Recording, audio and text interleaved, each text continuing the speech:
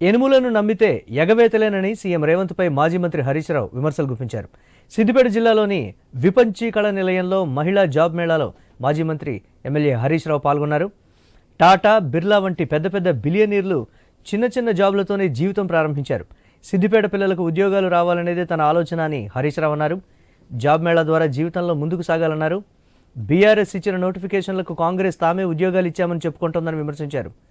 రైతు భరోసా, రుణమాఫీ, తులం బంగారం ఇస్తామని అన్నీ మోసం చేశారన్నారు.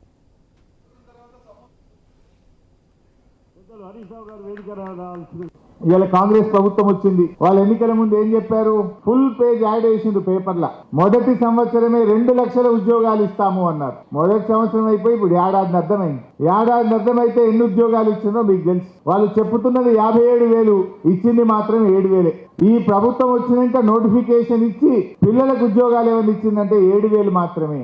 మిగతా 50,000 గతంలో బీఆర్ఎస్ ప్రభుత్వంలోనే నోటిఫికేషన్ ఇచ్చి పరీక్ష పెట్టి రిజల్ట్ ఇస్తే కాగితాలు మాత్రం వీళ్ళు వచ్చింది. అంతే, ఎగవేతలు తప్ప ఏం మిగలలేదు తెలంగాణ ప్రజలకు. అన్ని ఎగవేతలు, ఎనుములను నమ్ముతాయి. ఇలా అర్థమైంది ప్రజలకు, నిజాలు అర్థమైపోయినాయి.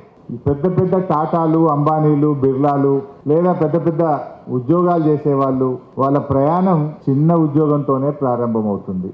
మీలో పోటీ తత్వం, ఇంకా ఎదగాలి, పైకి రావాలనే పట్టుదల మీలో పెరుగుతుంది.